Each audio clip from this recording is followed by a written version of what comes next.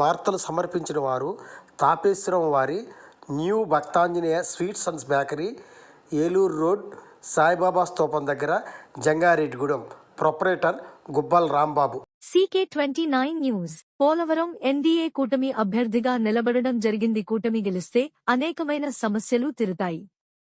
ప్రజలు నా మీద పెట్టుకున్న నమ్మకాన్ని వమ్ము చేయకుండా వారి సమస్యలను తీరుస్తాను.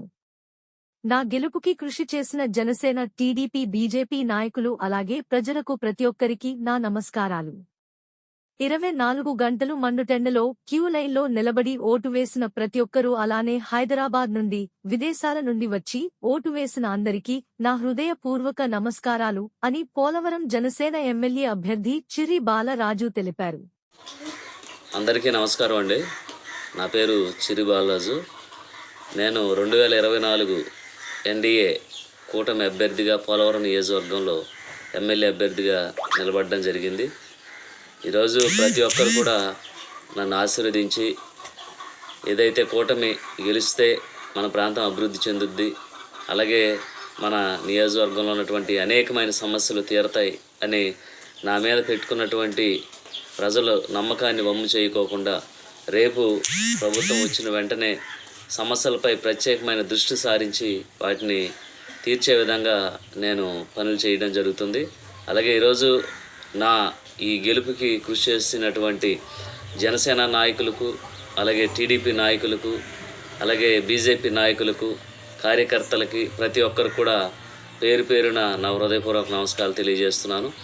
ఈరోజు ప్రజలందరూ కూడా గవర్నమెంట్కి వ్యతిరేకంగా మండు టెండర్లు కూడా లెక్క చేయకోకుండా ఒక క్యూ లైన్లో 24 గంటలు నించొని ఓటు వేసినటువంటి ప్రజానికానికి, అలాగే హైదరాబాద్ నుంచి, యూకే నుంచి, లండన్ నుంచి వచ్చి ఓటేసినటువంటి ఏదైతే ఓటర్స్కి ప్రతి ఒక్కరు కూడా నా హృదయపూర్వక ధన్యవాదాలు తెలియజేస్తున్నాను.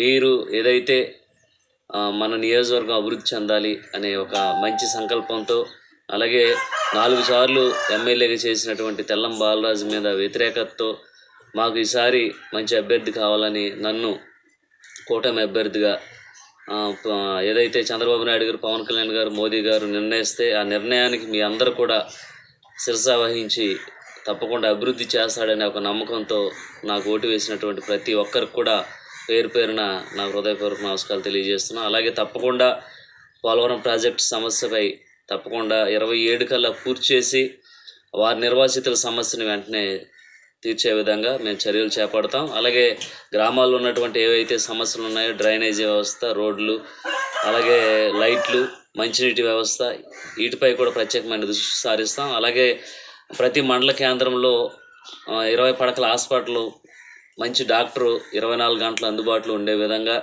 అలాగే రెవెన్యూ వ్యవస్థ కానీ, పోలీస్ వ్యవస్థ కానీ అన్నీ కూడా క్రమశిక్షణతో ఉండేలాగా మా ప్రభుత్వం వస్తే ప్రజలకు అందుబాటులో ఉండేటువంటి అధికారులని మేము ప్రత్యేకమైన దృష్టి సారించి వారిని అందుబాటులో ఉంచే విధంగా ఉంచుతాం.